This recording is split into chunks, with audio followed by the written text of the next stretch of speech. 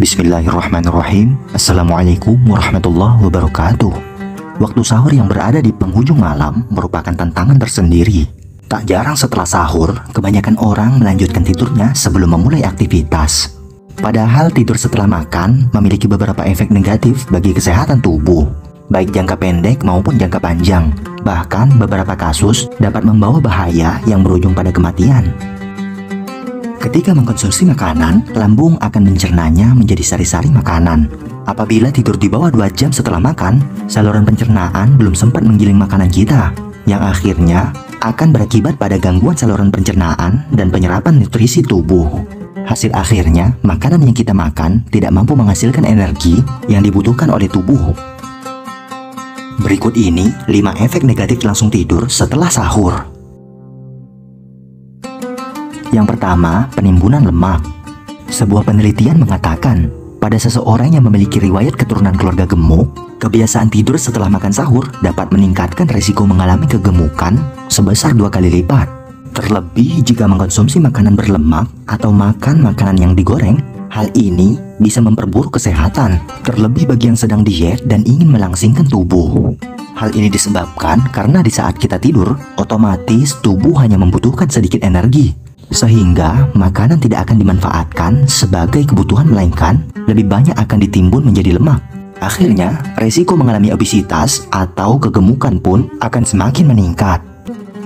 Pada saat tidur, didapatkan peningkatan level hormon grelin, di mana dapat membuat orang merasa lebih lapar ketika bangun. Jadi, berpuasa tak akan menurunkan berat badan Anda bila Anda tidak mengatur menu dan kebiasaan kita dengan sehat. 2. Peningkatan asam lambung. Proses pencernaan makanan melibatkan makanan.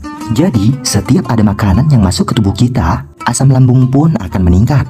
Bila makanan tidak tergiling sempurna, asam lambung dapat mengiritasi dinding lambung. Gejalanya, nyeri di sekitar ulu hati atau perut kiri di bagian atas, atau bisa juga menimbulkan sensasi panas di dada. Oleh sebab itu, hati-hati bagi Anda yang memiliki riwayat penyakit emah. Ada baiknya hindari kebiasaan tidur setelah sahur. 3. Refleks asam lambung.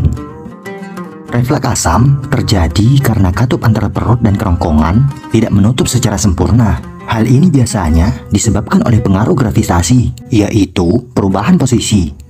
Posisi terlentang dapat menyebabkan makanan yang belum sempurna dicerna dapat berbalik dari lambung ke kerongkongan. Makanan ini membawa serta asam lambung, sehingga keberadaan asam lambung di kerongkongan dapat menimbulkan iritasi, bahkan luka pada kerongkongan, rasa panas di dada, tenggorokan panas, mual, sendawa dan mulut pahit adalah gejala-gejala yang menunjukkan adanya refleks. Tentunya, hal ini membuat rasa tidak nyaman selama kita berpuasa. Refleks dapat dicegah dengan menunggu makanan tercerna sempurna dulu sebelum kita memutuskan untuk tidur. 4. Gangguan saluran pencernaan.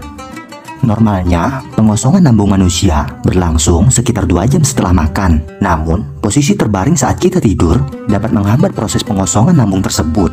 Jika hal ini terus-menerus terjadi, maka gangguan pencernaan seperti diare ataupun sembelit dapat terjadi, tergantung bahan makanan apa yang masuk ke dalam perut kita.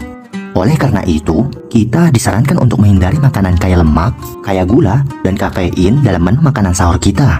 Perbanyaklah makan buah dan sayur agar proses pencernaan kita menjadi lancar. Kemudian yang kelima, rentan terkena stroke.